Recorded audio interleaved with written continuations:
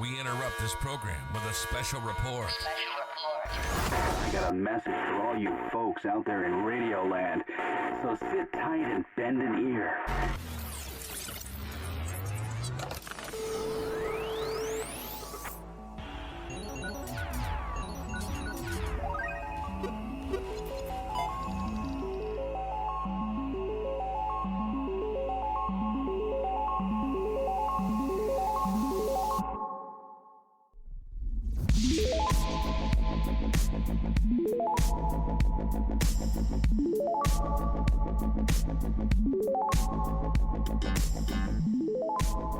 Welcome back, everybody, to the Manga Monday Show. My name is Edgar, and I have flavor.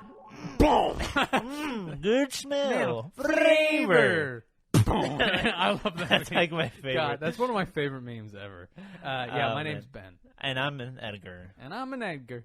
Yeah, we've had a lot of news today, so get ready for that. But I wanted to talk about a few things that isn't really anime or manga related or really news related. But Ben, did you know that Wally was not indoctrinated? What does indoctrinated mean? I don't know. Why are you asking me this? I don't know. Why didn't you tell me to look this up before the podcast? I was about to use the word feeling smart. I'm like, I don't even know what this word means. Like, you know what I mean? I think it means To be put in, right? I think it means to yes. Indoctrinated means to be like when somebody's indoctrinated into the Hall of Fame to be put into. Okay, yeah. Watch it means like something else. Yeah. To be executed in front of Yeah. I think Wally was indoctrinated was selected to be. Wally was put in the Criterion List film. Was it? Do you know what the Criterion List is? Okay, we got this wrong. We did. Indoctrination is the process of teaching a person or group to accept a set of beliefs uncritically. So what the right-wing media thinks, like all our school systems are doing. Exactly. No, so wrong word, wrong use of that. Inducted. That's what you're thinking. Inducted, sorry. Wally was inducted into the Criterion Film List. If you know what that is, it's basically like a super, it's basically the best of the best in films in international. Like Godzilla's in it, Charlie Chapman's films are in it. For some reason, Armageddon is in it. Yeah, I can see Wally being allowed in there. Yeah. It's only only four animated films, and the entire Criterion List are in that. Man. So Fantastic Mr. Fox is in it. Really? Watership Down. Yeah, Fantastic Mr. Fox is great. I think it's good. I don't know if it, but keep going. Sorry. Watership Down. I've never seen it, but I don't want to Toy because Story's it's so gotta sad. be there. It's not. Oh. Wally's the only Pixar film in it.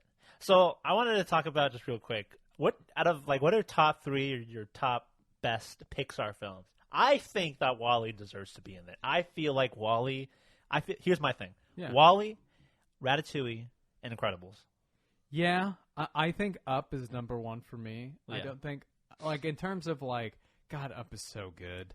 I feel like when I watched Wally as a kid, for me, Wally felt like the first, I don't know what indie film is, but that was the first time, because the first half of the movie, there's no talking.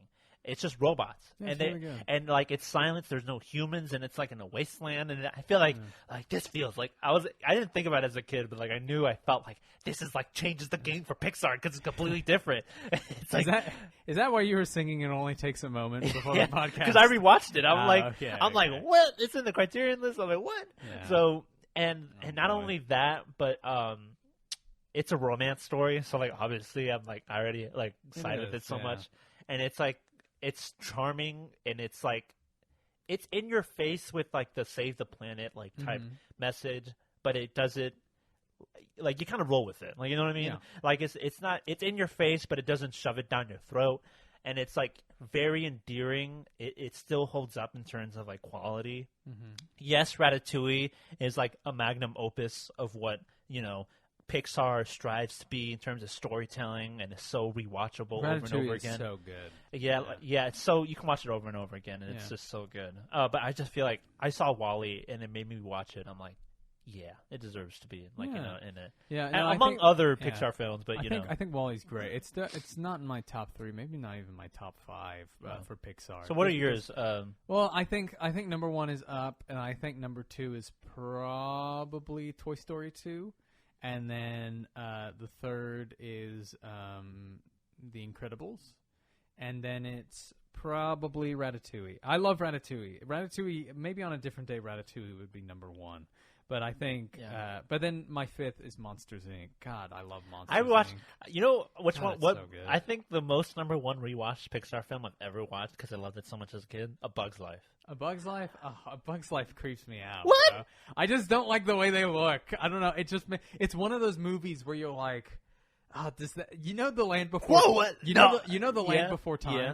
It's one of those movies where you watch and you're like, was that real? Is this movie real? And when somebody brings it up, I'm like, oh my god, that movie is real. Or Rewatch it. It's good. It's funny. It's like. Yes, but if I'm alone, I get the Mandela effect, or I think I get the Mandela effect, and I'm like, maybe that movie isn't real. You know, maybe I'm just like making this stuff. Well, up. it's real But if and it's real- good. And I rewatched. I remember that and Yeah. Monsters Inc. I rewatched those movies like over and over again as a kid because they're like my absolute favorite.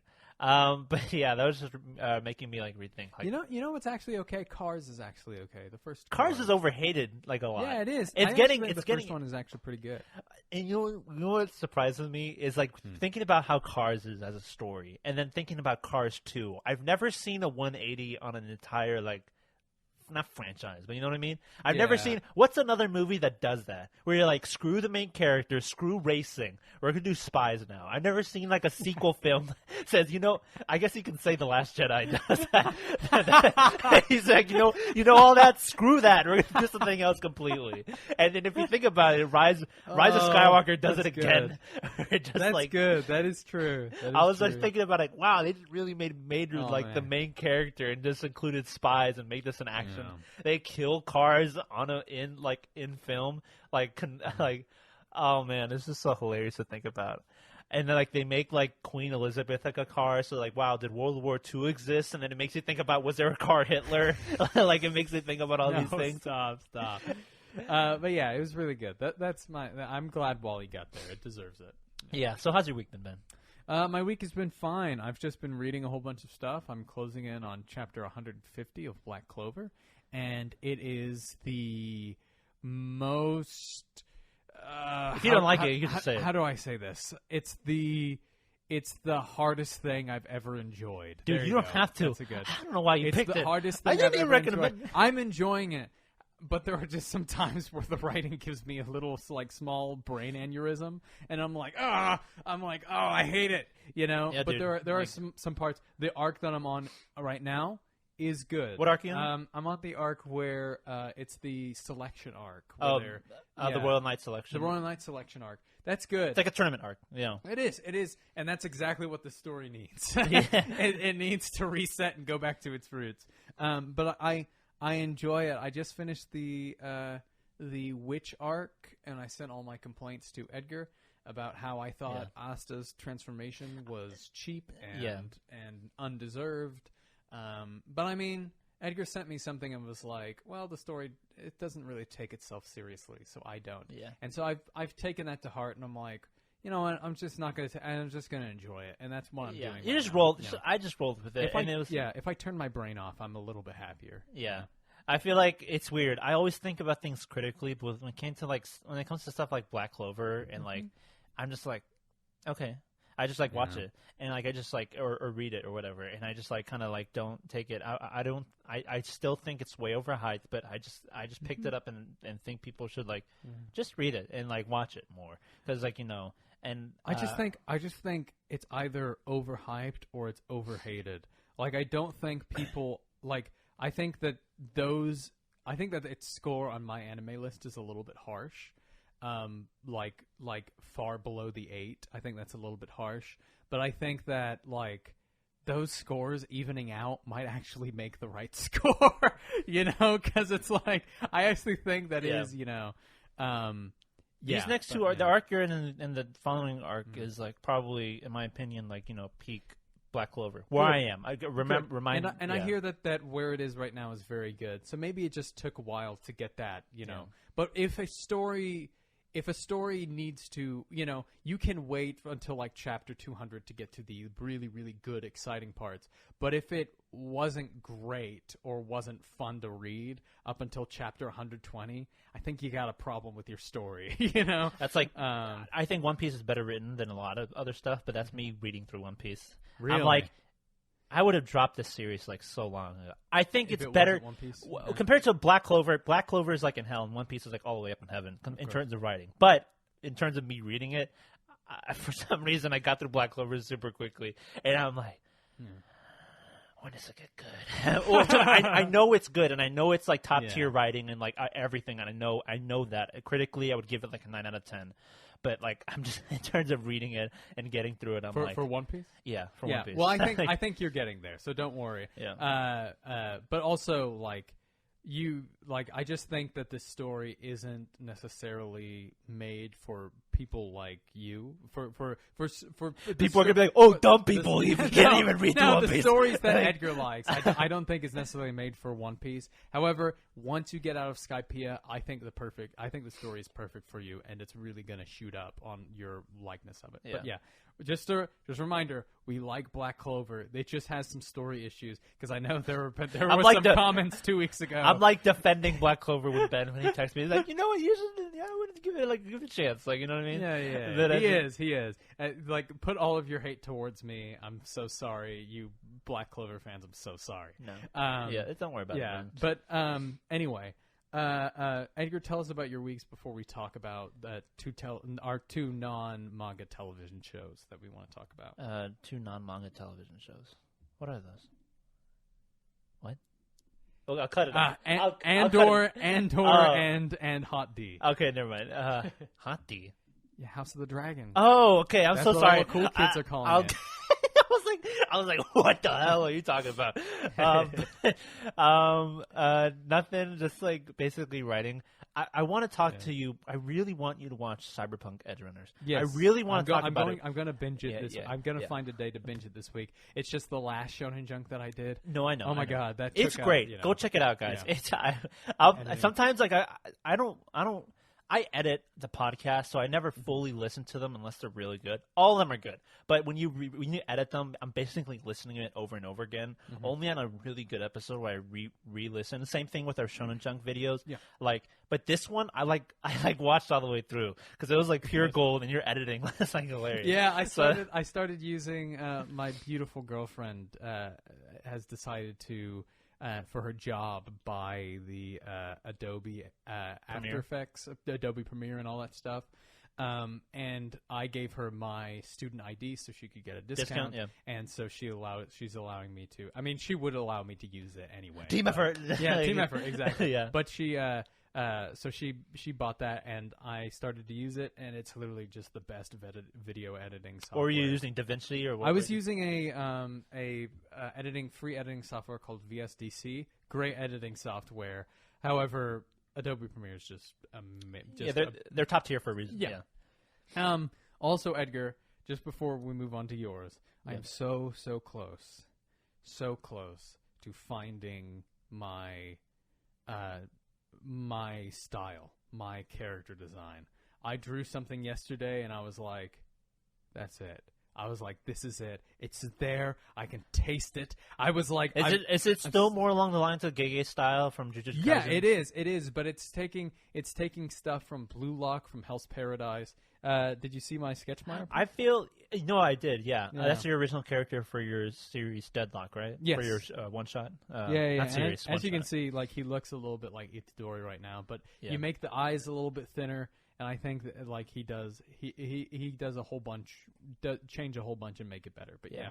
I feel like so close. I feel like when it comes to like obviously you find your style, but I feel like I would recommend you like 3 manga. Now that you mentioned like you finding your style, I would recommend you to read certain series for you to get inspired by or take in more. Obviously, your style is going to be changing like through the years. Oh, obviously. No, but like I feel like there would be some series where like if you really want to find it or like get some inspiration, I would like recommend you like certain series.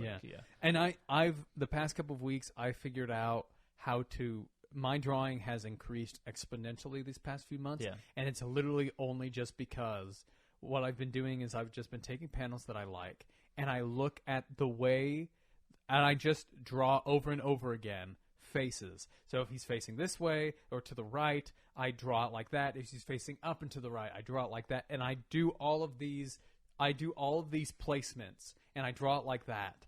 But what I do first, I always have trouble with the eyes, so I draw the eyes first. I suck, yeah, man. But I draw the eyes first. Yeah. And then I draw the face around that. And then I was like, oh my god, this is so much better, because I used to draw the face and then the eyes, and the eyes always look disproportionate, or, you know. Every mangaka listening, I just draw. Like, yeah, he just draw. But I am learning to not do it without these circles. So like how Horikoshi just draws Deku. Yeah. That's what I'm learning. You're doing it the SpongeBob way. Like, yeah. And I'm genuinely surprised I'm able to do it without the circles and all that stuff. Because everybody's like, oh, you got to do the circles. You don't. Just practice. Look at a panel. Just practice. Do it over and over and over again. And now I can draw certain face look styles with my eyes closed. So there you go. Yeah. Really cool. Yeah. Nice. Sorry, move on with you. No, I was just saying... Cyberpunk Edge Runner is great. Yay. It's so good, dude. And I watched Andor, but we'll talk about that. And House of Dragons, doing great. Other than that, nothing. I'm just working on my own stuff, writing as well. Nice. But it's not as, like... It's really, like... It's not as inspiring or, like, easy to talk about, like, because I'm literally writing. You're writing. I'm writing. I'm not... I wish, like, I need to learn. And if I were to pick a format where I would like to tell my stories, it'd be manga, but I can't. Yeah. Like, I can't. Don't It's worry, so hard. It's so hard for me. We'll come to a time where you write and I draw. Yeah, we'll get there. But I do enjoy writing, and I really love it. And I do want to write novels, like one way or another, in the future, even if I'm able to do manga. But but that's what I'm doing right now. I'm having a lot of fun with it. But other than that, nothing else has happened. If you want to talk about, get straight into the next stuff. Yeah, sure. Oh, you already talked about your stuff, right? Yeah. You did? All right. Yeah. Let's get right into it. The first episode of Andor I've watched, Edgar. Yeah. I didn't watch the other two. That's okay. Just because I think the first episode, I think they released the first three for a reason, because I think the first episode needed those other two to kind of really make sense. But I would argue that the 3 episodes could have been 1 episode. Yeah. Because it really, once you finish the 3rd episode, and you're like, it drags on a little bit. Yeah, it's a slow burn. But off the get-go, I like it more than anything that they put out recently. Okay. Including Boba Fett, including Obi-Wan, and I can't think of anything else. I don't think it's as good as Mandalorian Season 1 and 2. I feel like Mandalorian is just much easier to get into, and that was like a series. I think Mandalorian... sorry, I have to sneeze. Keep talking. Oh, no, I can't come on. I'll just cut it out. You backed away from the mic, and then you just sneezed right into the mic. All that just to do it right into the mic. Sorry, keep going. Are you good? Yeah, I'm good. Okay. But, sorry, my allergies are kicking my butt. But yeah, so I think The Mandalorian is a better, like, and we'll talk about this a little bit later, but I think it's a better usage of the Star Wars universe than Andor is. Yeah. But I don't think that's the point of Andor. But one thing I like about Andor is, like, from a directing, writing standpoint and acting, it's more competently enjoyable. I don't know if that's a word. I know competent is a word. I was trying to use competently, if that's a thing. That is a phrase. Competently enjoyable. Yeah, it's competently enjoyable because I can tell that everything is done the way it's supposed to be, because that's the way it's intended. It's directing. I like the antagonist already. I don't know his name, but I really like him a lot. Yeah. And, like, the small things like go a long way when it comes to, like, writing a character. Like how he presses and like tailors his suit when everyone else's suit, you can tell visibly it's all loose and, like, unkept. But his is, like, because he cares about his job, like, a lot. Yeah, and it just goes to show that the Empire, like, the reason why the Empire, like, gets taken over is because they're also laid back and bad at their jobs, you know? Like, that's why an awful rebellion, which you could make the argue that the rebels were, like, not good rebels. Yeah. You know, how they still won, you know. Yeah.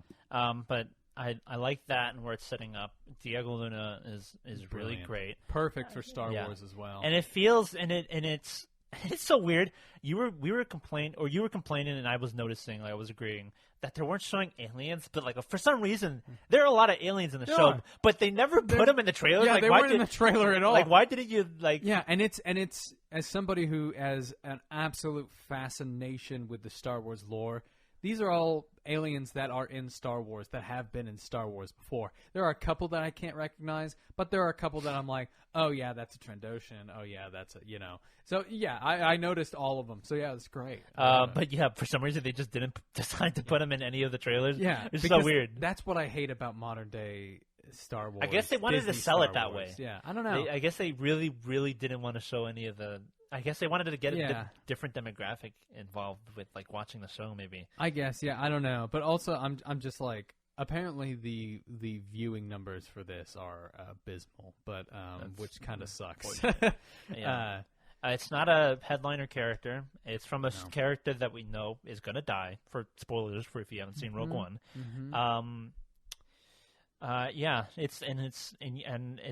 Yeah, it's not from a main movie, from any of the main trilogy. Obi-Wan's Obi-Wan.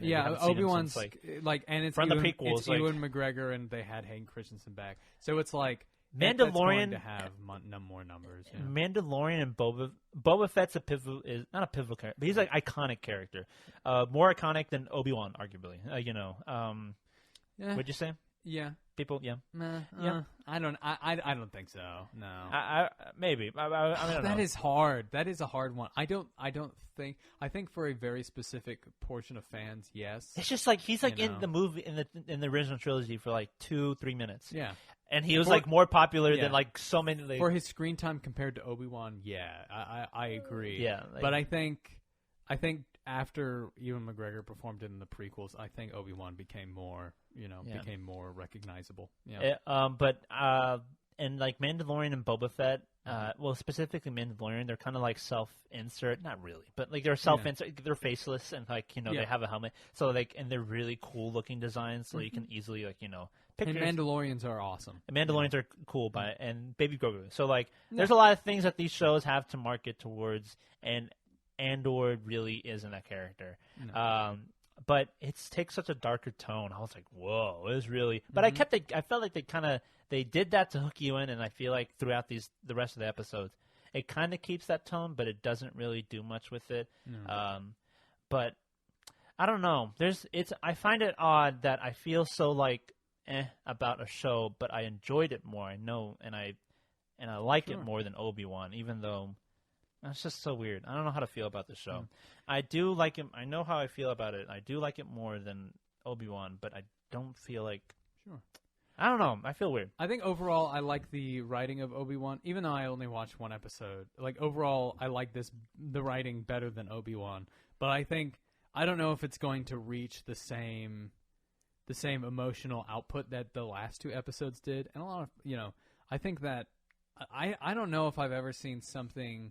that was more subjective than how people felt about Obi-Wan. Because I think a lot of people agree that the last two episodes were actually pretty good, but that doesn't excuse the absolute atrociousness that some of the writing had in the first couple of episodes. Like, episode 4, the writing for that was awful. Remember when Obi-Wan hid her and Leia in the trench coat? Oh, bro, kill me. I just, But I see what you mean. However, I do really like this. There are some parts that I'm still like, doesn't really, and I hate to say this, but it doesn't really feel like Star Wars. Some people like that. Like, I know some people like that. Some people are like, all right, done. I hate, but they can get out. Like, I'm sorry. Like, you're the whole reason why George Lucas sold his company in the first place, and you're the reason why we're in this mess. But I think that there are some parts like, and it's not and the people are like, oh, it's because you just don't like it being a darker tone. BS. Revenge of the Sith was way darker than this, but it was told, but like the colors were still vibrant. Everything was still interesting to look at. There's nothing that, other than the junkyard where you saw like a Republic cruiser in the background. Yeah. I haven't really found a shot where I'm like, ooh, like that's really good. The Mandalorian does have those shots where you're like, oh, like that looks really good. Yeah. But also there are just some times where like the acting, like we've talked about this before, how Star Wars characters, they talk in a very kind of Shakespearean kind of way. Yeah. And they don't really act like like honestly. I don't feel like we'll ever get that ever again because as good as Mandalorian is, they don't really sound like how they did in the prequels either. I think they do. I think what I'm saying is that it's like I think they do. I think that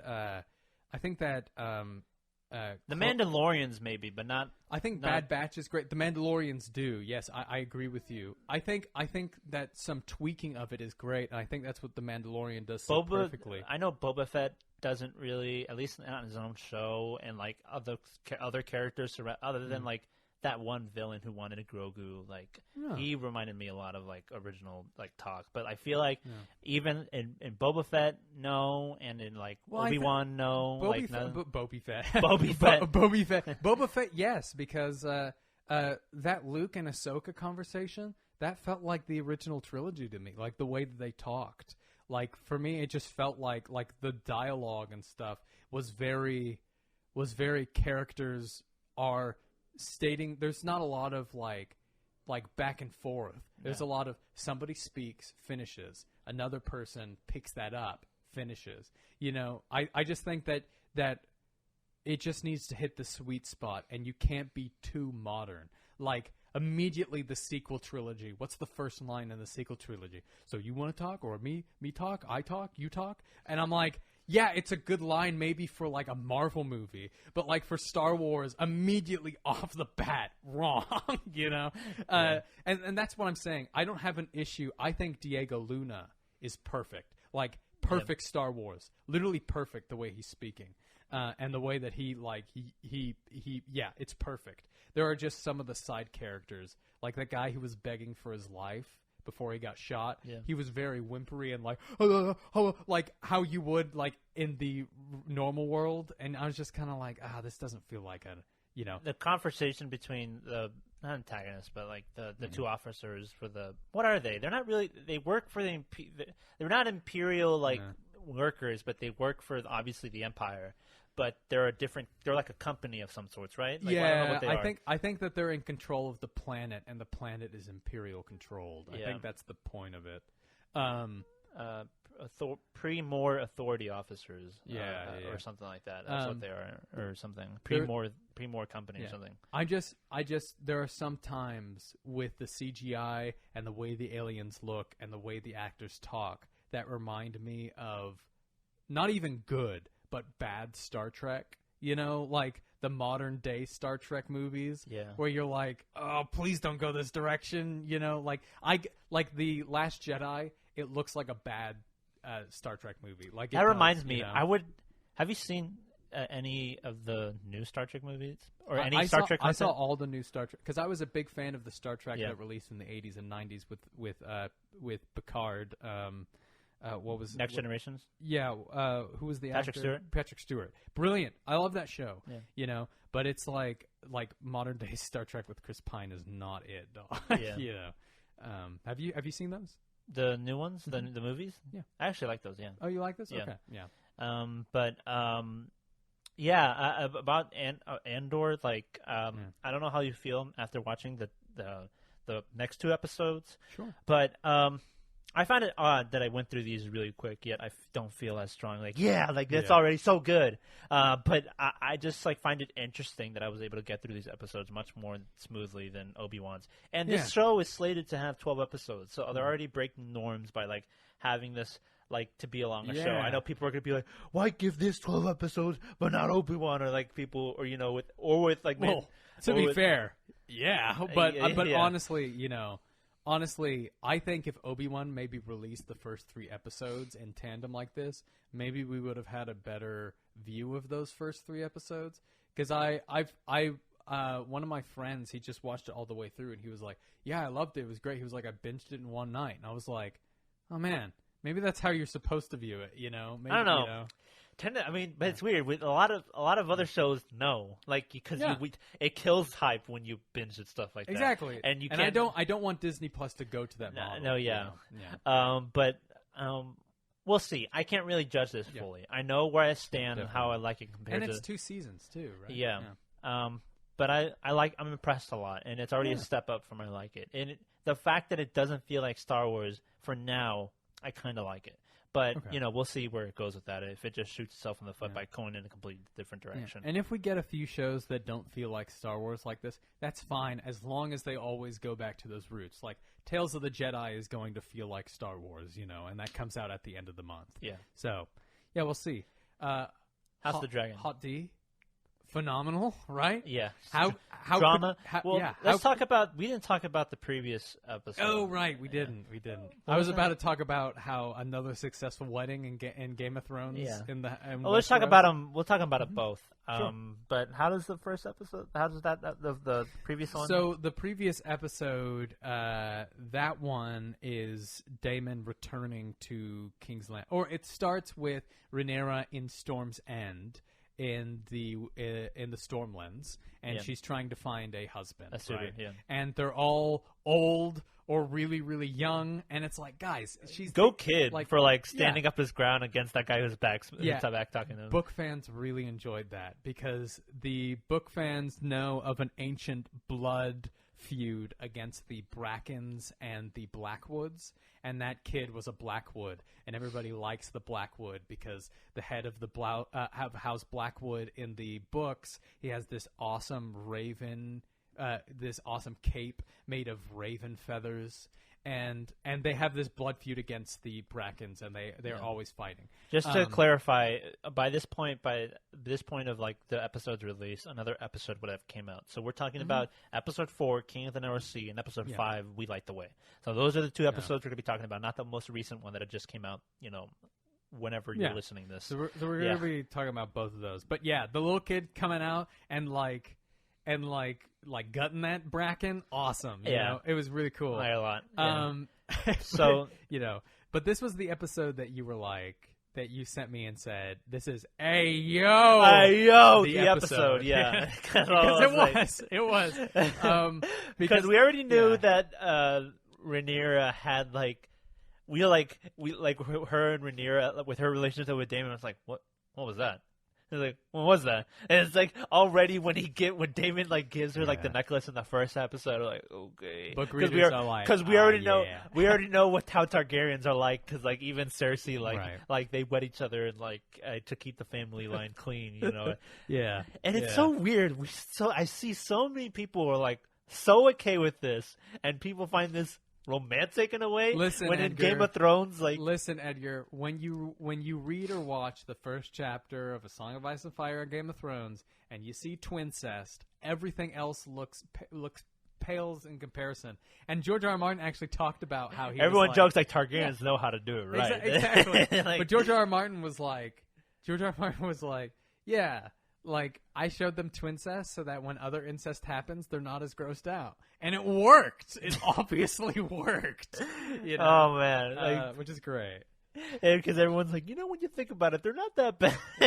Oh, my God. No. Yeah, but this is the episode when Daemon brings out Rhaenyra to the public, which is really cool, by the way. I really like that. And she takes the same passageway that Arya takes. Yeah. When she sneaks out of the castle in King's Landing. Interesting thing about those halls, Maegor the Cruel, who was the king before Jaehaerys II, or Jaehaerys the First, I think. I don't know who these people are. Jaehaerys the First was the predecessor of Viserys. He was the guy in the first episode who was the old grandfather, who was doing that stuff. Maegor was the guy who was before that. Maegor, he's nicknamed Maegor the Cruel. He was the worst king in Westeros history, basically. Oh. And that's what everybody is afraid of. Joffrey, bro, I think. Yeah, well, he's up there, but Maegor was worse actually because he had dragons and Joffrey didn't. Yeah. Imagine if Joffrey had dragons. Awful. But Maegor, he built the Red Keep where all of this stuff takes place, and when he built the Red Keep, he had them build these passageways, right? We see in the first episode, Daemon is spying on the on the council behind like the walls. That's one of the passageway that Magor made, so that he made all of these, and so afterwards he invited all of the stonemasons who made those passageway and made the Red Keep in for a feast, and then he murdered all of them so that only he knew the secrets of the Red Keep. Clever girl. Yeah, so nobody else knows the secrets of the Red Keep except for a few people like Viserys knows about, or Varys. Yeah, Varys knows about them in the main Game of Thrones series, and Daemon knows about them in this one. Yeah. So yeah, I just thought that was so fast. I love just that stuff. I would love to see a series about Magor the Cruel because he's so awful. Yeah. Yeah, he's great. He had 8 wives, by the way. Like King Henry. Yeah. King Henry VIII. But they were all alive. They were all just hanging out at the harem. Yeah. Basically. Yeah. but yeah, they visit, a brothel. Yes. We might have to age restrict this episode, at least in. Well, let's not go into too much detail. No, yeah. But some stuff happens. They kiss Daemon and Rhaenyra, which is like, hey yo, where that happens. And it's interesting. It's interesting that Daemon has sexual inefficiencies. Because in Game of Thrones there are stuff that pairs sexual inefficiencies to evilness. So maybe he's not so much of a good guy. And in the next episode, his wife is like, I knew you couldn't finish. And it makes it seem like that maybe on their consummation night he couldn't finish, and she made fun of him for it, and that drove the wedge. Okay. Which I think is fascinating. Maybe. Yeah. We'll see. I just took it as he could be being smart and like, no, I'll make her come after me or something like that. But I thought I was like, oh, maybe he just doesn't want to Well, I think it was when he felt like he wasn't in charge of it. Like, I think he thought he was manipulating her, but she was into it, and then he was like, no. Like when she started like biting his lip, he was like, "What are you doing? Why are you? You're not supposed to be into this." Yeah, exactly. When the joke goes too far, you're like, wait. Yeah, exactly. But Otto had has one of his spies like overseeing this. And then he's like, bro, you're not gonna believe what just happened. They were like totally macking. I don't think Otto was spying on Rhaenyra. No, he wasn't spying because I think it was just the White Worm was spying on Daemon and her, and then gave the information to Otto. Because I don't think Otto. We know Otto wants his grandson to be on the throne, but I also think that he genuinely cares about Viserys, and to tell him, hey, your brother and your daughter, they were making out like hard. Yeah. I think he doesn't want to do that, Yeah. But it doesn't look good when he's like, when all he's after is, for his grandson. Brilliant acting from Patty Considine, by the way. Yeah. Amazing acting. Yeah. He's like, I will gouge out their eyes. I was like, oh, yeah. I was like, give me that Shakespearean language, baby. You ruined her. Yeah. Like, oh, yeah. Like, so good. When he kicks him, like, oh, like Damon's drunk. He's like, you already have a wife. Like, what the heck?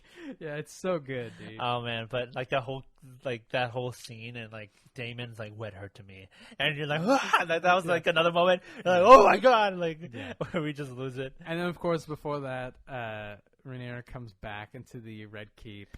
And she is in heat, and then lures she lures Sir Kristen Cole into like.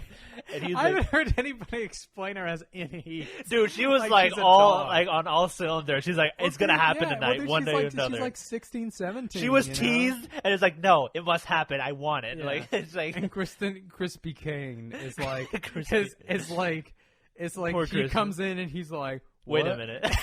How'd you get here? How did you get? And he was like, "Oh, I'm gonna report this." And then, so everybody is. We'll talk about this next episode. But I actually feel really bad for Krispy Kreme. People are hating on him for like a lot, like way too much. They misunderstand him, and it's really interesting. And we'll talk about it for this. But there's also that power dynamic. Exactly. Like, he cannot say no to his prince. Like People say he could have just said no and whatever, and you're like, you're wrong. She is queen. She is a princess. Yeah, but it is. Or princess, you know what I mean? Yeah, but it is also, it is against your vows because the Night's Watch, not the Night's Watch, the King's Guard, they swear a vow of chastity. They're not like the Night's Watchmen who just swear to to take no wives and hold no lands. Yeah. The Kingsguard do that and then some. They swear not to have sex with anybody. Yeah. Because if they have attachments to anyone, that will obstruct their job of protecting the king and his family. So he swears a vow of chastity, and added on to that, having sex with the princess out of wedlock is one of the highest crimes in all of not just Westerosi history, but in also English medieval history. Yeah. Because that's the worst thing you could do. Exactly. So I do see people are being like, what are you doing? But also like he does love her. She kind of loves him. But yeah, I would argue that she doesn't. She doesn't. No, she's young. Yeah. But yeah, I think like it is. There's a very, very good story in the books about a Night's Watchman. I think his name is Awen Oakheart, and he, I don't know, he's an Oakheart of some vein, but he leaves the Kingsguard and he falls in love and breaks his vows with a Dornish woman. She's a part of the Martell family. Yeah. And he says he feels really bad about breaking his vows, and she's like, one of the best chapters of the book, and she's like, why do you feel bad about breaking your vows? Like, why you feel bad about having sex with me? You should feel bad about serving awful rulers like Joffrey.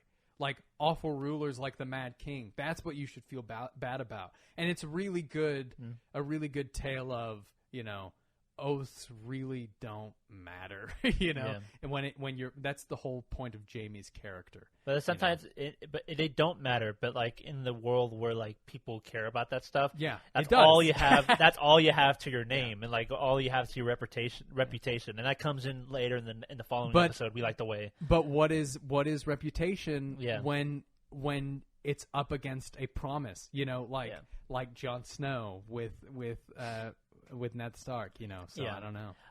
But I just love how when Viserys starts like accusing like Otto, Really acting, and, like right? yeah, and he goes at him. He's Reese like, Evans. he like takes off the hands like pin so nonchalantly. Otto's like. Yeah. He's like Otto's he's like, devastated. He like takes it off so like yoink, like and then Otto's face like oh this is a joke, right? Yeah. But like he just like and Viserys accuses him of basically killing his brother. Yeah. Like he was like 5 days. That's all it took you to rise to power. And he was like, which I think is a bit. I don't think Otto Hightower did that. I don't think he is malicious like that. But I think obviously, like I think it's fascinating that like Viserys's right hand is rotting, and maybe now that he's gotten rid of his hand, his corrupt hand, maybe the rotting will stop. But I don't know, we'll see, but I just anything else you want to touch up? I want to continue that, but anything you want to touch about in this episode before we move on to the next one? Move on. All right, I really like Otto's character. Yo, part 2. No, really. I would say like this is like oh my god, because like it's like drama. This is like everyone's just talking about how Game of Thrones feels like a biblical tale of history. This feels like Housewives in a medieval, like a reality show, like in real life. To you know me, what I mean? this feels like a Shakespearean tragedy, which is like a Real Housewives. Like a reality show. Like you did not just say like or something like like slapping in the face and like. But you see what I mean when I mean like a Shakespearean tragedy, because like I feel like a lot of these problems are so avoidable. Like all of Romeo and Juliet, you're like, what are you doing? Wait 1 minute. Like he kills himself, and she's like, like what's up, and you're like, bruh.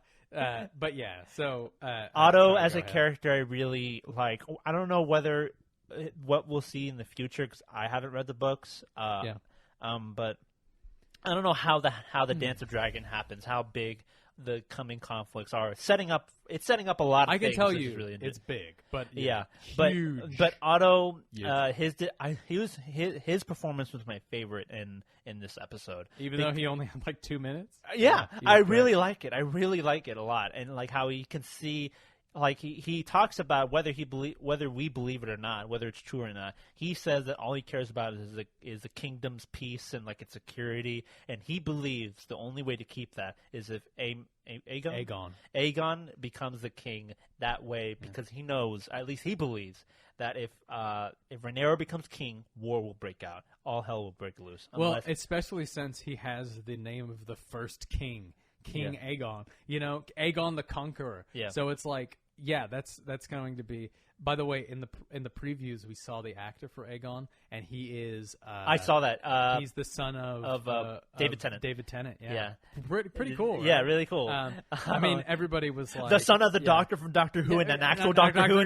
Yeah. But I know everybody's like, someone said, "Is that with Finn Wolfhard?" I'm like, no. I saw some people be like, "We get it. There's nepotism in Hollywood," and I was like, "Is this really Hollywood though?" Yeah, no, not really. I was like, it's mainly British people like filming, and But anyway. Yeah. Right. But so it's it's really great. We start off the episode with, in my opinion, Daemon doing something I think that's unforgivable. Yeah.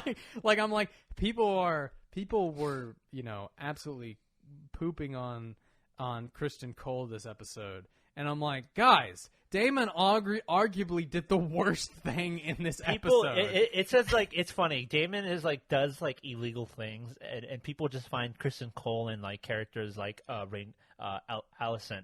They just find them as petty and like very like. I think it's because it reminds them of somebody they know, maybe. Like, ooh, why do you have to tell her like the secret or something like that? I don't think Kristen was even petty. I think he did that to like retain his honor.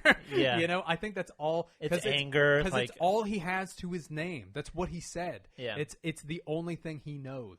It is the highest level that a Cole has ever reached. And I remember people saying, they're like, who cares? And it's like, just be her little side piece. Like, who cares? And blah, blah, blah. And I'm like, it's much more deeper than that. Yeah. Yes, that is like literally like the best.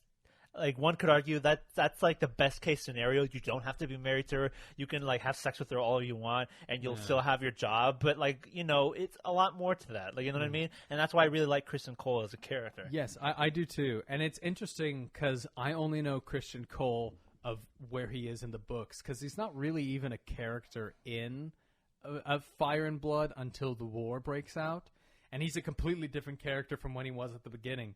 So I was like, are they going to do something different with him? How is he going to get to A to B? And after these couple of episodes, I see it. And I was like, and it's brilliant. Like, it's really I heard good. the change that I don't know what the other guy's name is. Yes, Joffrey. Joffrey, there you go. If you're Joffrey, don't attend a wedding in King's Landing. Yeah. I'm just saying. But Joffrey gets killed by Kristen Cole, and I heard that he does die, but it was supposed to be in a tournament of some sorts, right? Yes, like, which is more, and we'll get there. But this is one of the problems I had with the episode. I just think that they mix those two things together. But I think killing somebody in a wedding is a much more. It's such a higher offense than killing somebody accidentally in a tournament.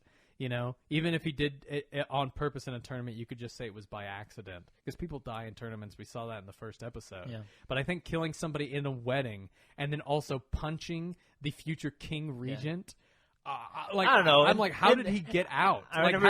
Who let him get out and go to the Godswood? Yeah. I remember seeing comment saying, but still, by Dothraki standards, this wedding was kind of boring. Because Khal Drogo or two people, or like, how many was it? 5 people need to die in order to be a. Well, Jorah Mormont says that Dothraki think that a wedding without blood is bad. It's uneventful.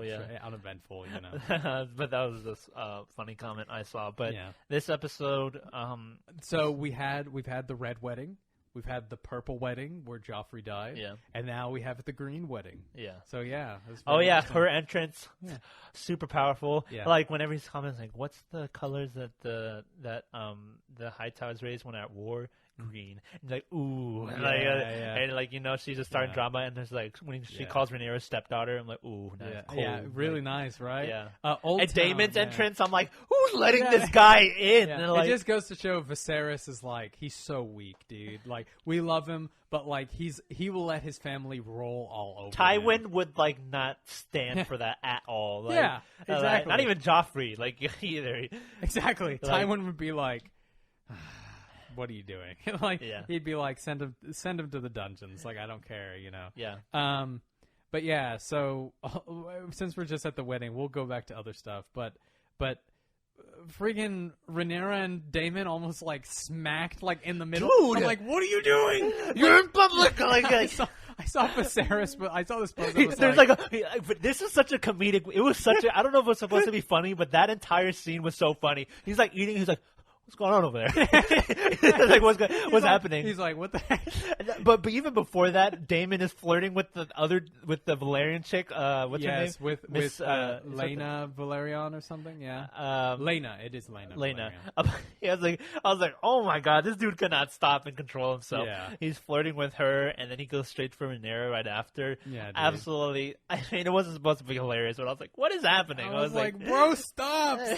And poor Viserys. Like, I saw this post that was like, I saw two posts that I want to mention. One of them was like, Viserys just wants to build his Lego monument, and y'all stressing him out. And I saw this other one that was like, Viserys does nothing. Rhaenyra and Daemon prepare for trouble and make it double to defend the world from devastation. Like, it's true. It's true. Like, Daemon and Rhaenyra literally are like the spawn of all of his problems.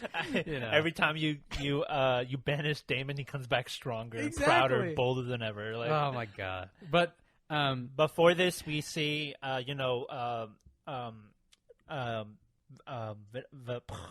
Valeris, right? Who? King Valeris?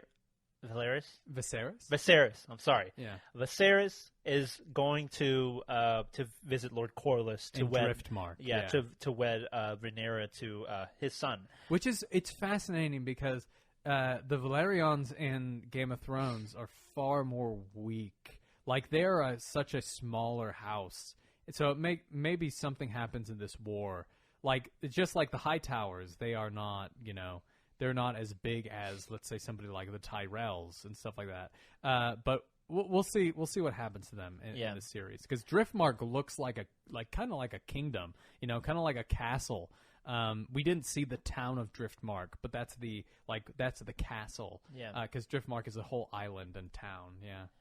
But I really thought they were going to say no, like to the proposal, and you can see that that Lord Corlys's wife, what's her name? Rhaenyra. No. Rhaena. Yeah. Rhaena. The queen who never was. Yes. How she already sees, like, they swore vows that Queen Rhaenyra will be queen, but this is bad. You're putting our son in danger. Like, this is not going to end well. How she can see things like she doesn't care anymore. I think it's because she sees how badly like being king is, like how awful it is. But like, she knows specifically what being a queen will end up, what it'll lead to, and she's kind of like, as much as I don't like how she's getting the treatment that I didn't get, I'm kind of glad I'm not getting it, because it's not going to end well. We know, like, with a queen being a queen, will end up in Westeros. She's also saying like the towns or the people of Westeros aren't going to accept a woman queen. So basically, the sea snake going in this engagement is literally preluding them to war. Yeah. They are bringing Driftmark into an open war, basically, because when Aegon is older, like, people will side with him, and we already know the High Towers will. So really interesting stuff. Rhaenyra proposes that he's like, hey, you have a side piece because you're, he's gay, and he has a relationship with Joffrey. Joffrey, who is nicknamed the Knight of Kisses. Yeah, who comes up with these names? Well, he's. I think in the books, Joffrey's house is a banner with a bunch of red lips on it. So I think that's why they nicknamed him. I don't think it's because he's gay, but also, like, It's easier. It's obviously easier to be, openly gay when you have a dragon. Yeah. Like, who's gonna question me now? Like, exactly. Yeah. Because it seems like everybody knows it, but it's like his family has dragons, so who's gonna stop him? Yeah. Yeah. She's like, you have a side piece, I have a side piece. Let's work things out. And then when she proposes to Kristen Cole, is like, no. He's like, and the people started hating on Kristen Cole when he proposed. Yes. And like, he's like, run away with me, and like whatever. It's like, why would she do that? You're dumb. Just take the offer. I'm like, I feel like people really misread that situation, and I feel like it was very in character. And yes, while Rhaenyra's kind of being not dumb and not noticing why he wouldn't take that, I mean, it makes sense. She's young, and she's, I just feel like people like hated on him for the wrong reasons, and like all that made sense for me. Well, it makes sense that he's utterly mortified, right? Yeah. Because if you've read the books, you know that there are at least 2 Kingsguard who have broken their vows of chastity and have suffered fates worse than death, basically. I think one of the Kingsguard fathered like 3 bastards, and they cut off his pearly bits and sent him to the wall, Reek style. And then there was another one. This one's brutal. There was another one who broke his vow, but he was actually in love with someone, and he secretly married them. So he had a secret wife. I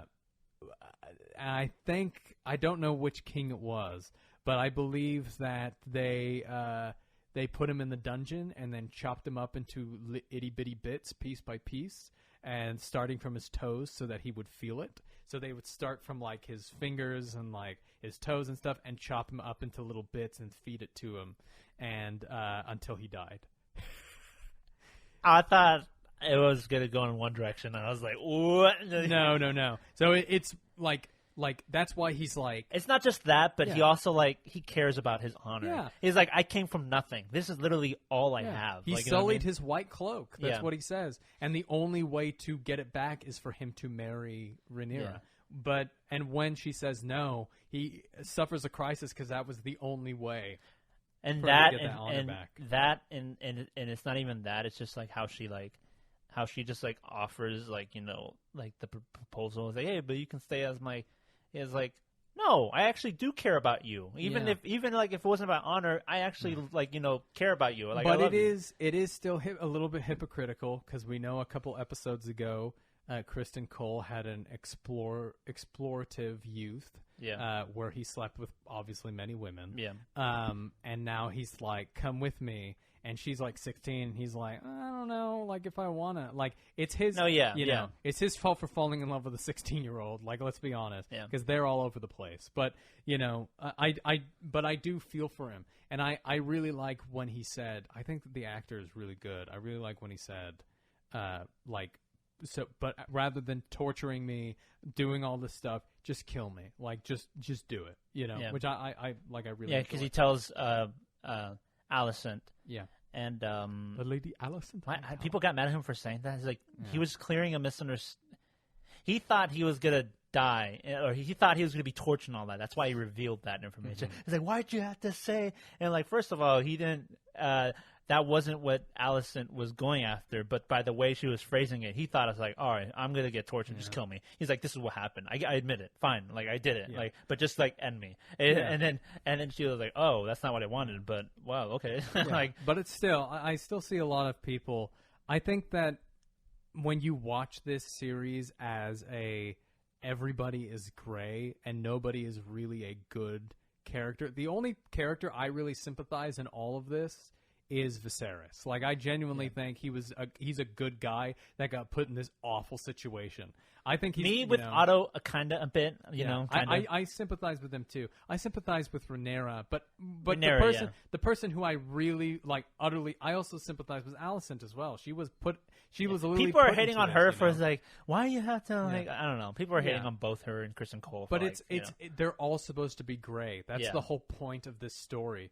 And I hate when people are already choosing sides. And I'm like, guys, Rhaenyra has made some awful, like, she may be an okay person, but she's an awful politician. Yeah. Like, have made possibly some of the worst decisions. She's you lucky could've that she even had a made. choice to in the first place. No, to, Viserys said Jaehaerys would have disowned her. Yeah. And he definitely would have.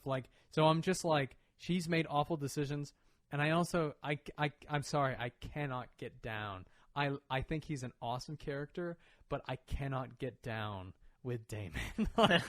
He has done some awful things. Even things he says in passing, where he was yeah, I tortured 1,000 sailors, at the step zones. And you're like, why? Why did you do that? But there's just stuff after this episode, it's inexcusable. Because number one, he said she was really, really ugly, and she was actually really cute. And I'm like, what do you, She was really interesting, and she gave me she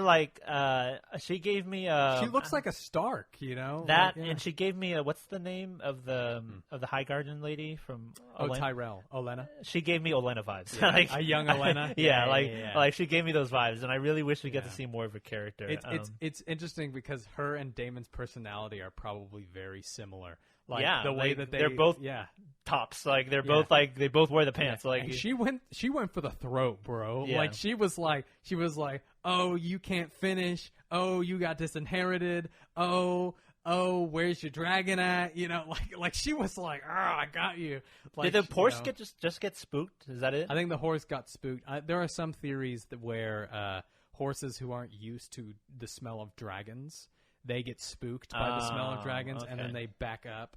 And, of course, she's paralyzed. But I actually think Daemon was going to let her live until she said, I knew you couldn't finish, Craven. And he's like, all right, well, I'll finish right now. You know, which I'm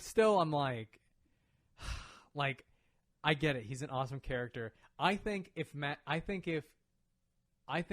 Daemon was played by anybody other than Matt Smith, people wouldn't like him. Yeah. I'm just saying Matt Smith is perfect. Yeah, he's so good, dude. He really is great. He's killing it. All these actors are cast brilliant. perfectly. Yeah. And I'm really looking forward to how we'll see the older versions of them. Yes. And because we're getting a time skip this episode. Emma Darcy is going to be really good. She looks a lot like how the mother looked. So they casted her perfectly. Perfectly, yeah. And then Alicent's older version, Olivia Cook looks like the same person. Yeah. I'm not even I see some of the complaints with Emily Darcy and Amelia Alcock, but those two, how did you do this? How did you find these people on the planet and they just happen to act and be British? And King Viserys just looks like a dying corpse. By this point. He's so done, bro. He's over it. It's the final imagery of I really like it. The rat coming to feast on the blood. Yeah. What Viserys. I like that theme. Viserys said in the first episode, the crows coming to feast on our corpses. And when you hold a position of power, that's what happens when you die, is crows come to feast on your corpse. And that's what they're doing on Viserys right now. Yeah. So, yeah. Yeah, but I'm really looking forward. I like this series a lot. I'm really enjoying it. It's the best television, I think, since maybe the end of Breaking Bad, beginning I'm of watching Game of Better Call Thrones. Saul season 5 right now. I haven't seen the new season. It's so good right now. But these two shows in terms of other than anime are really hitting it for me. Yeah. And if they keep at they haven't hit their what do you call it? They haven't hit their climax episodes like Game of Thrones season 1 did. No. You know what I mean? Like their peak episodes of season 1, they haven't hit that yet, but it's going great so far. Yeah, I mean, obviously, all these actors are great, but I think Sean Bean, as Ned Stark, just took season 1 of Game of Thrones to another level. Yeah. You know, so I'm like, it will get to that point, but I think right now it's just a completely different thing. Especially when George R. R. Martin wrote this a history textbook rather than the lines as verbatim by what they're going off of. But at least we know Game of Thrones is a Song of Ice and Fire is a POV story. But at least we'll know that the events will go off by smoothly and everything will turn out great in terms of plot and and character growth. And they'll have to base everything off that. And it's great because they have an ending. Yeah, exactly. so no going off the rails, and also there are just some parts where you're like, George wrote this. And there's so much love and lore from the books that are just like, yeah, it's really good. Before we leave, how about Halvin Strong, bro? Going in there and picking up the princess. Oh yeah, and the new hand. I want to see more Otto. I want to see more Halvin Strong because I wish we got. I thought we were going to see a lot more. Who did he play in The Hobbit? Oh, I'm confusing him for someone. He played. No, you're right. He played Balin. Balin. Yeah. I really like him. I like. We get to see more like Balin. Yeah. Well, yeah. He's had some great moments though, where he was like, "The king requested audience, your prince," or the parts where he's like naming off the houses as they're coming into the party and stuff. He's great, and his design. God, he looks so cool, doesn't he? Yeah, he's awesome. All right. Yeah, that's pretty much it. But let's talk about some news, just real quick. I'd like just like if you want to, fit in. Let's a lot did happen between like between like we didn't take a break, but we did delay. We did wait a few days for some stuff to happen, and we missed a lot of things because as soon as we published the episode, like a lot of big stuff happened. Like Chainsaw Man came out. Yes, but. First, what happened, Ben? We recently did an Eden Zero. Season 2 is now confirmed to come out in April 2023, and we released a PV trailer for that. Yeah, so you're reading the manga, or at least I don't know if you're reading it continuing. Not right now. I'm gonna finish Black Clover and then I'll hop on it. Yeah.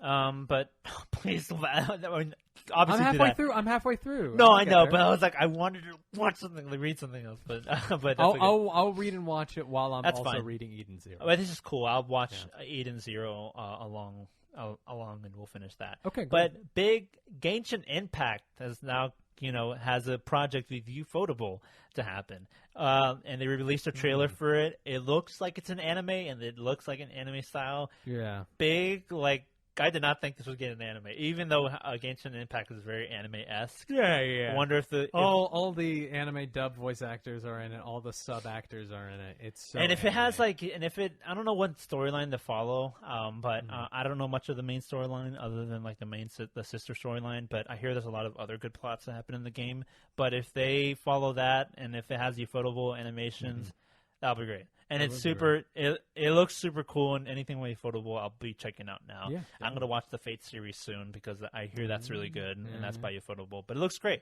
Girlfriend, Rent a Girlfriend has been announced for season 3. They announced it at the end of season 2.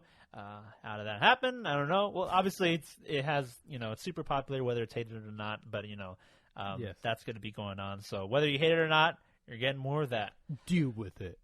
Jujutsu Kaisen Season 2 TV anime shares their first teaser visual. So is Gojo and Geto, right? Yeah, Geto. And a character we can't really see because they're covered by goop. I don't know if that's a main character or not. But it also shows that one chick, the doctor or whatever. Yeah, she was kind of the Nabara to their Megumi and Itadori. Yeah, but it looks like I know there's two types of arcs that we're getting for this season because I keep hearing about it in the manga. Gojo's backstory and Shibuya, and season 2 will be covering that, Ben, right? Here's the thing: if it gets 24 episodes, I don't know if it will get. I don't know if they'll be able to finish the. I don't know if they'll be able to finish the Shibuya arc because Shibuya arc is so long. It's a lot of fighting, no? Can't they? No? It is a lot of fighting, but it's still very long. It's a lot of fighting. I don't know if they will. They can, and I think they'll probably aim for it. I think what they might do is they might do an Attack on Titan where they do one core, and then they do the second core, but the first core has like 15 episodes, and the second has another 15. Or a movie, Or a movie, yeah, they can do a movie. That wouldn't be too bad. But yeah, sorry, keep going. No, that's okay. Let's see. Chainsaw Man obviously revealed their latest, and it seems like final trailer for it's coming up 1 week, Ben. In 1 week, as of recording right now, October 1st will arrive, and we have get the first batch. 1 week we'll be getting My Hero, 1 week we'll be getting Blue Lock, and a bunch 1 week Spy My Family. Hero? My Hero, Blue Lock, Spy Family. We'll be getting all those. No, 1 week? 1 week. Next week is October 1st. Oh my God, Edgar, we're gonna die. And then following that Tuesday, Chainsaw Man will... so much content! Well, not following that Tuesday. Chainsaw Man comes out October 11th, so like the following week. Yeah. But yeah, a lot to look forward to. Chainsaw Man revealed the trailer. They revealed the dub cast. Actor who plays... I mean, we care about the dub a lot. Obviously, we know we care about the dub a lot. Apparently, the main character for Denji in the Japanese sub is new. This is his first premiere role. Yeah. Really cool. But Rhodey, the guy who voices Rhodey. In the dub, it's rather, the voice actors are rather unknown. But I mean, the director it's Michael McFarland, who I've actually met before. The director for Attack on Titan's dub and the voice actor for Roshi, correct? Yeah, and John and Buggy the Clown and One Piece. Yeah. But Chainsaw Man will be getting 12 ending theme songs, and one including by Eve, the opening for Jujutsu Kaisen 1, Amir, and Chicken Bump. They did the opening for. They did an opening for March Comes in Like a Lion. March right? Comes in Like a Lion. Yeah, very popular one. But interesting fact: Chainsaw Man, as of right now, is only slated for 12 episodes. So whether this is a first core or not, I don't think they have confirmed that yet. But it's slated for 12 episodes as of right now. I assumed that they were going to do a first core and a second core. Yeah. I think that's just what they're going to do. I wonder where they'll stop. If they'll stop right at the end of the fight with the grenade. I don't know what they call the devil. What they call that devil? It's the grenade. The bomb devil. Rize, or however you pronounce it. However you say your name. Yeah. With Rize. Rezi or something. That whole battle. I feel like that'll be like the halfway point for that. Sure. For where they'll end the first core. Sure. Because it goes by pretty fast. It's a really fast-paced, series. So can't wait for that. It's like the most hyped anime of the year and of the season. So really looking forward to that. It's not. I'm looking forward to it. It's not the one I'm most excited for though. Mob Psycho. Yeah, Mob Psycho, and I'm really interested to see if My Hero's good. Yeah. Like if My Hero's good, I'm also I'm excited for Spy Family second core too, because that's coming out. Why does it when it rains it pours, bro? Like now we got Andor and we got Hot D and we have all these awesome animes coming out at the same time, and I'm like, oh my god, my weekend is gonna be filled with watching this stuff. I don't know how it'll be for like the main populace, but as of right now, Spy Family has more inputs for will be watching rather than My Hero. Interesting. Yeah, enough. I mean, I don't know. That, obviously, it's only my anime list, and not everyone keeps that up to date.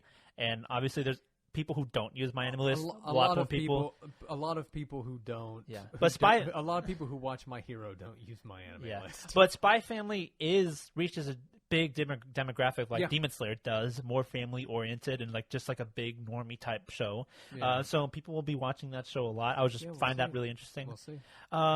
Big news for Hunter x Hunter fans. The manga will release its 37th volume on November the 4th.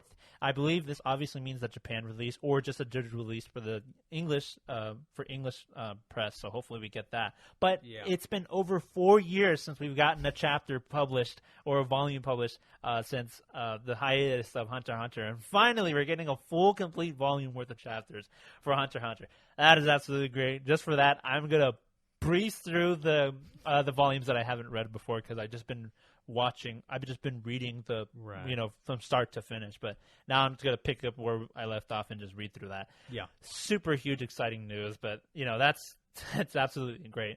What's the last thing I have before I get into this? Oh yeah, we'll talk about this more later. But Cyberpunk has had the highest player count. Cyberpunk 2077 has the highest player count since its initial launch, thanks to Cyberpunk Edgerunners. There's been a lot more interest in the game lately. Yeah, CDPR has been beneficial from like these Netflix shows because The Witcher 3 had the highest ever play count when The Witcher came out. And now it's happening again with Cyberpunk. Man, CD Projekt Red are eating, bro. With their shows, like they're living. If they wrote this one, so they deserve it. The Witcher one they didn't write, but this one they did. People bought the new games for the first time and playing it a lot, and there's like a DLC patch for Edgerunners, and so it's great. It's getting popular, and we'll talk about that more. Next week. Yes. Attack on Titan made a announcement. A special event is scheduled for November 13th, so we'll probably be getting an official trailer for the final part for Attack on Titan, hopefully. They released a little, PV video, promotional video for that. So okay, I guess. Seems great. Chainsaw Man released They released the new volume cover for Volume 12 of Chainsaw Man. Ooh, very pretty. Yeah, Yeah, it looks really cool. Looks very nice. I like it yeah. a lot. It looks like it showed the new character. Yeah, Looks interesting. Rascal Does Not Dream of Bunny Girl Senpai will be getting a new season coming soon. Ooh. Looks really good. I really like that series. It kind of reminds me, has Your Name vibes, Ben. So if you're interested in that series, Okay. has Your Name vibes. I really like that series a lot. Good. I like Your Name. Blue Lock is listed for 24 episodes, 2 consecutive cores. Will be coming out October 8th on Crunchyroll. So I forgot. Only will be getting Spy Family and My Hero October 1st, and then the next week we'll be getting Blue Lock as well. But either way, My Hero and Spy Family at the same time. It's going to be a big win for us. Should we talk about Edge Runners next week then, or should we talk about that? Well, by the time it depends on when you want to record it. If you want to record it on a Saturday, then we'll talk about it. But if we record it as we usually do, we won't be able to talk about it since we haven't seen it. Ooh, that's oof. We might do a separate thing for it. I don't know. We'll see. Let's see. Let's keep going. Marshall has released a trailer for their anime. Looks really cool. A1 Pictures will be animating the anime. Yeah. Misfits of the Demon King Academy Season 2 is scheduled for January 2023. And I don't have this on here, but I literally just saw it a second ago. Fate will be getting a new series done by A1 Pictures as well. So for Fate, Fate's getting a new anime series. I don't know. I know Fate's really confusing in terms of like plot and like what to watch first, but either way, you're getting new content, Fate viewers. So yeah. I wish there's a lot of. I'm just gonna save a lot of this for next week because there's so much of it. Okay, yeah, just save it for next week. All right, but there's a big subject I want to talk. Let me talk about mine before you go off. Okay, yeah. Okay. Just for Netflix and Naruto fans, Naruto's leaving Netflix in October. So get on it. Watch it now if you haven't and you want to watch it on Netflix. Obviously, it's on other sites, Crunchyroll. Crunchyroll, Animix Play. It's all on there. But yeah, it's leaving in October. So if you have Netflix and you're thinking about watching it, watch it. Wow. One Piece Film Red. We've been talking about it. We're probably going to talk about it until it releases in the U.S. and then we do a review on it. But it has beat Weathering with You and is the 7th of all time anime film in Japan. Wow, which is huge. A non-canon, I guess it's semi-canon from what my friends have told me. One Piece film beating Weathering with You is just bizarre. This movie better knock my socks off, dog. Especially with how great it's been, or how great it is. Speaking of Weathering with You, Makoto Shinkai Suzume is locking up the doors. Anime films and has a new a new promotional poster, and the film will be coming out on November 11th, 2022 in Japan. Can't wait for that. November 11th? Yeah, in Japan. I know. So we should go. Let's go to Japan just to watch it. Let's go to Japan. It's my birthday, man. That would be so great to see it. You know what does come out this week, as they do every year? Howl's Moving Castle. Have you seen any Ghibli films, I wonder? Yeah. I've seen My Neighbor Totoro, and I've seen the Water Dragon one. That's not Spirited Away. That's not Spirited Away. I did watch Spirited Away, but no, I haven't seen Howl's Moving Castle. I was wondering, you should probably watch that together. Howl's Moving Castle was great. It's a great book by, oh my God, he's one of my favorite writers. Terry Pratchett. Very good, very good. We should watch writer. it. Christian Bale's in the dub, and I really like it. Yeah, I heard. We should watch it. Isn't Mark Hamill as well? No, that's another one. That's in Castle in the Sky. Oh, okay. Yeah. But yeah, and then my second last one is My Dress Up Darling is going to get a sequel. And baby, let's go. We knew that already. We knew it was going to happen. Come on. Yeah. Huge success. But Edgar, I was perusing around Kinokuniya the other day. Yeah. And I saw that Boichi's Ace novel was finally released into volumes. And that's what it looks like, and it is gorgeous. Oh, English? No, there's Japanese. It's going to get English in a few months. So does this tell Ace story, or does it reiterate Ace's stuff in One Piece? So it has new content. So it's a new Ace story that was thought up by Boichi and Oda. So it's a collaboration project, or Boichi just has it? It's a collaboration project, but Boichi draws it. Yeah. And then also in these volumes, we have the tiny chapters of Zoro versus Mihawk. Nice. We have the tiny chapters of Luffy origin. We have the first chapter that he redrew. And then we have a fight that happens later on in the Water 7 arc between Nami and this girl that I can't say is. Probably forget about her if you mention it. But yeah. Well, I can't say who she is because I forgot her name. I I know her powers and everything, but yeah. So yeah, it's gonna have a whole bunch of content. Boichi, keep writing One Piece stuff, keep making volumes. It's gonna look beautiful on my shelf. So yeah, that is it from me.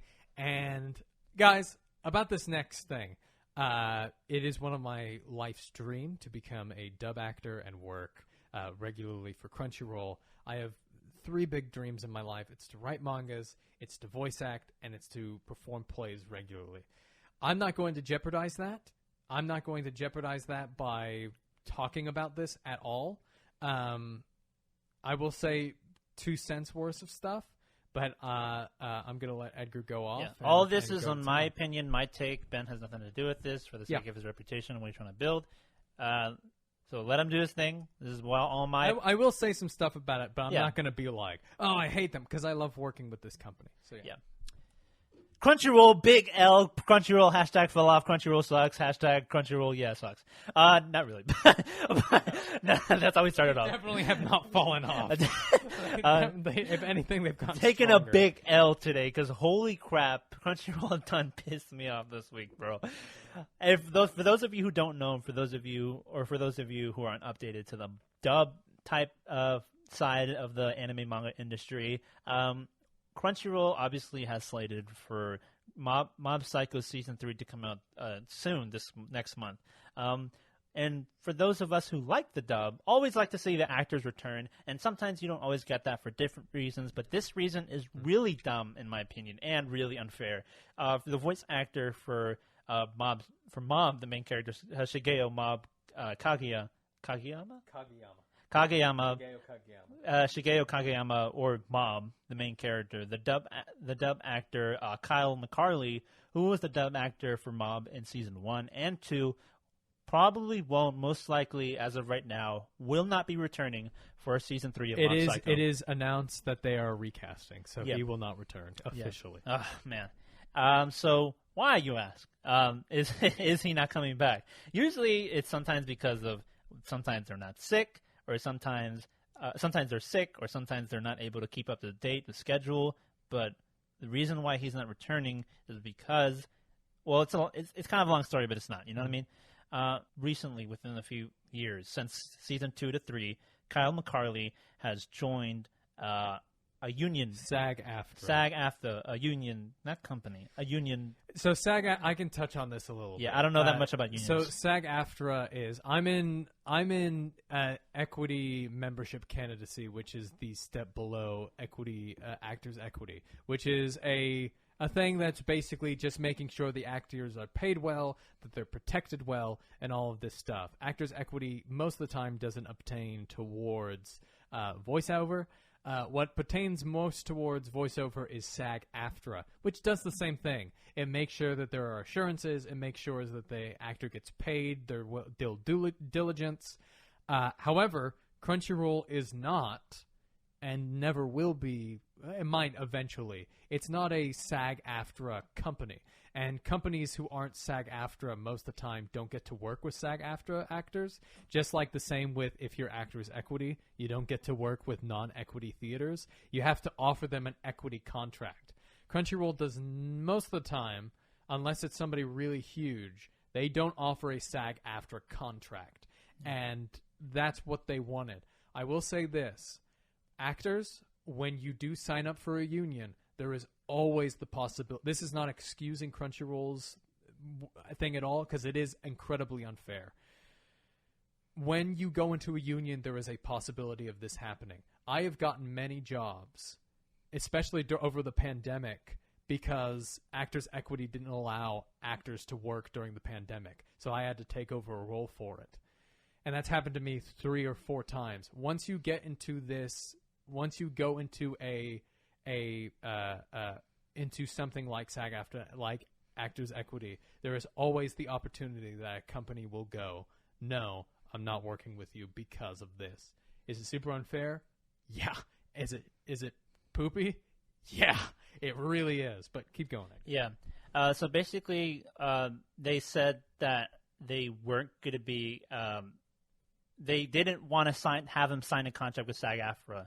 So basically, you can't really he doesn't. Obviously, actors who are under a union like this want to be protected and don't want to take any jobs, or sometimes the company just simply won't accept you when you're with the union. And they didn't want to sign a contract for him to work on Mob Psycho season 3 to move forward, since they're not a SAG-AFTRA company. So he was like, "All right, that sucks because I was on season 1 and 2, and you don't want to sign a contract at all."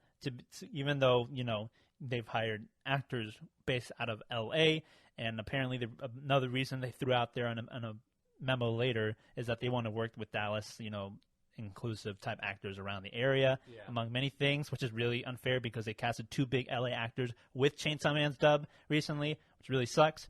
But I also want to reiterate that it's not just McCarley. There is probably going to be a majority of they said several. They said recasts. They said they are going to recast Mob Psycho season 3, which means Reagan might not. Everyone, if Reagan isn't in it, dude, I don't know. I don't know if I'm gonna watch it. That's what I'm saying. I know.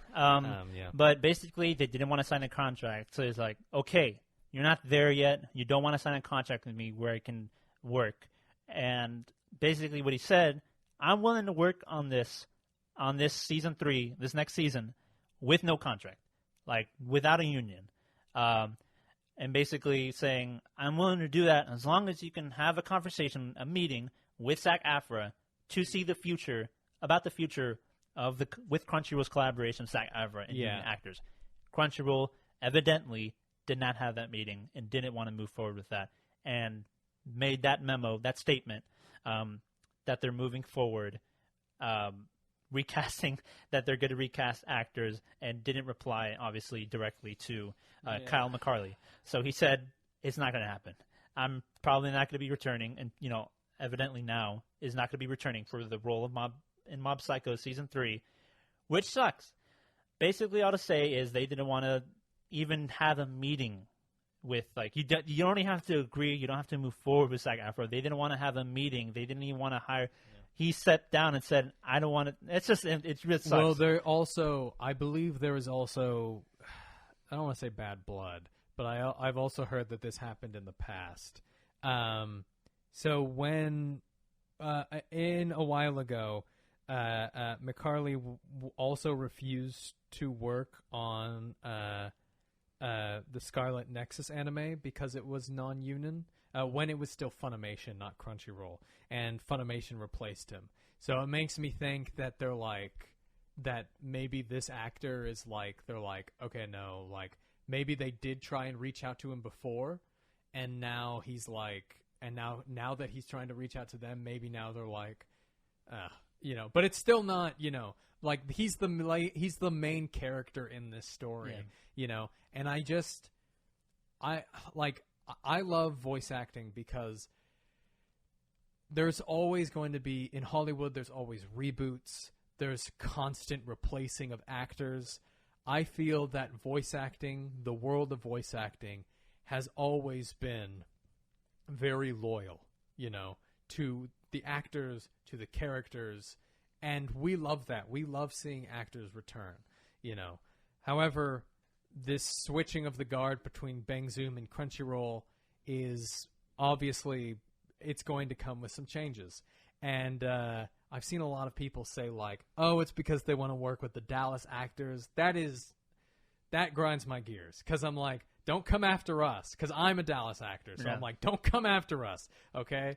Because here's the thing. Most of the actors who are working on these dubs, they come from LA. Like let's not kid ourselves, Yeah. Maybe more side characters and more Wallace stuff comes from Dallas just because they can call us in and do this stuff. But most of the time, when I go in to record, they go, okay, we have somebody from LA calling in. And it's like, okay, great, call them in. And they just do a Zoom meeting, and then they do the thing, So I don't want you... Kyle McCarley is an LA actor, right? Yeah, he's so that's what just made me mad. Bang Zoom is in LA. No, yeah. That's what made me mad, is that they said we'll be producing the English dubs at our Dallas production studios to accomplish this seamlessly per production and casting guidelines. Basically, it's easier this way. They did say that. Yeah. It's easier this way, even though, like I said before, they casted two LA actors for their biggest anime of the season, Chainsaw Man. So you're not, if that was apparently your reason why you didn't want to do it, you just didn't do it. Like, you know what I mean? So it's really sucks. It's not that they're not in it's not about their location. It's about the union contract. No, yeah, that's it. And that's what sucks about it. And he said go watch the video if you haven't. He's really, he's not attacking Crunchyroll, and he says that he's not going to hold any grudge or any resentment for people who take on these following roles that they'll be recasting. There's a lot of actors, though, and a lot of dub actors who are saying not to audition for Mob Psycho if you get. Obviously, said do what Kyle McCarley personally said.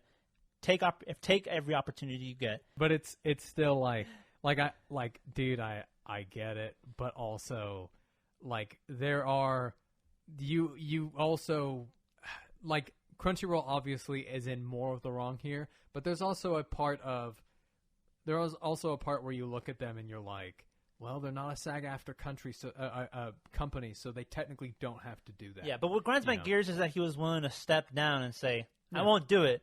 Just have a talk with them, and they didn't do it. They didn't want to move forward. They wouldn't compromise. That is wrong. Like, and he sent emails to producers and all that stuff, and I'm sure, like, he loved it so much. I'm sure he would have done it for free. Actors don't do stuff for free, but I'm sure he would have. And we would have waited weeks and months for that dub if it was the original cast, if that's what it took. But no, they just, evidently they're moving forward, recasting. Crunchyroll is a company. They're no longer Funimation, where Funimation was only working on 6 or 7 and jobs they have at money. a time. They're with Sony now. Yes, they have money. But Crunchyroll they're like clockwork now. They are pumping out shows like in obscene like terms. Like I walk in and all of the doors have like, it never used to be like that. When I worked for them twice before the merger, it was always just they were working on 6 or 7 shows at a time. Now it feels like they're always working on at least 30. And this brought like information when stuff like this happens. We tend to like focus on certain things and things like fly over our heads. Yeah, I just found this out. Remember we talked about Crunchyroll's controversy with their underpaying actors, specifically with Jujutsu Kaisen 0. Not just Crunchyroll, all of anime in general. No, yeah. But even Bang Zoom don't pay well. No, yeah, but I just found this out. The voice for Rika in the dub, the same voice actress, Aniris, I don't know if I'm pronouncing it right, Aniris, the voice for Rika in the dub for Jujutsu Kaisen 0, also voices Mirako in My Hero Academia, just so you know her. She only got paid for $150 for the entire film. Well, that's on Bang Zoom, not Crunchyroll. That's because Bang Zoom. But Crunchyroll released the film, they released it. They released it on their streaming site, but they didn't record it. It's just no residuals, no nothing for a film that made over $30 million. But it's anime. Like that. It's just anime dubbing in general, because anime dubbing it's gone far beyond that. But it is seen as by these companies, it's just an English version. Most of them are going to watch the sub, which is somewhat true, but still, dubs are huge, and these actors should be paid as well as like some awful cartoons like in Disney. They pay 5 times, 6 times that, Yeah. Yeah. It's especially when you include them in the main cast, like immediately after the movie credits roll. When people attend these movies in numbers and masses and support them in many ways when they're beating out regular Hollywood films nowadays. This has to stop. It's not just a Crunchyroll problem, it's a dub problem. But Crunchyroll is in a really bad light now, and it's just one part of the enormous problem with the anime dubbing industry that is highly unfortunate. Yeah. It sucks all around. Listen, I think that we're going to get a few of these right now, because we did talk about how Crunchyroll will become a monopoly on the dubbing industry, and that's just how it's going to happen. We're going to have to see. Maybe I don't know, dude. Maybe they're going to get stuff like Jujutsu Kaisen as well, and there might be some exoduses there. I don't know, because I talked about this, didn't I? When I was like, they're going to stream it. Does that mean they're going to dub it as well? Because if they stream it, they want to dub it, So it's like, you just have to find all this stuff. But I can't, I do, it's not just because I work with Crunchyroll, but I know many, many, many of my friends who work for Crunchyroll and are dedicated towards them. However, this is it's a rare L. like Crunchyroll. Like some would say know. common L. I know a a lot of people lot say of people would say L. common L. I would say recently they've done all right, but in terms of like, come on, man, like you couldn't sit down with the man, you know. But that's just me. I won't say anything more on it. But I won't be watching the dub, unfortunately, if this is the case, because I love the dub, and just for not doing that, not a spite. I mean, I'm still gonna be watching the anime, which is really unfortunate. If I were to really go bold, I don't have any other way to watch this anime. I mean, one would say pirate, but you know me. Yeah. I'm not that kind of guy. I'm not that rogue. But that sucks. Do what you want to do. Make your own opinion. Watch the videos. Do your own research on this because, we need more people awareness on this. Go support. Like, best case scenario, they do listen. But we're coming up to the clock now to where it seems like we're at the point of no return. I just think that it's over. But I also, I don't know. I think it's also the fact that he refused to work with them before. Like, I think that is a big part. Like, I didn't know that before I read the story this morning, and I was like, oh, there might be some, like, bad blood there where Crunchyroll now is just like, okay, we're not dealing with that stuff. We're just moving on. So we'll see what happens. Yeah. Crunchyroll, you suck. Anyway, we'll see you guys next week. Crunchyroll, you're great. No. Continue We'll to see you guys next week. Edgar, my name's Edgar. No, Edgar, say name's Crunchyroll Ben. is great. And we approve this message. No, say Crunchyroll is That'll great. be all, folks. No, Edgar, no, don't leave. I'm just kidding. I'm so screwed. No, we're fine. No, you ended the podcast. End the podcast. I didn't end it. It's still going. Didn't end it. This is all me. Ben Yes. said his piece. This is my One Piece. The One Piece is real. We'll see you guys next week. Can we get much higher?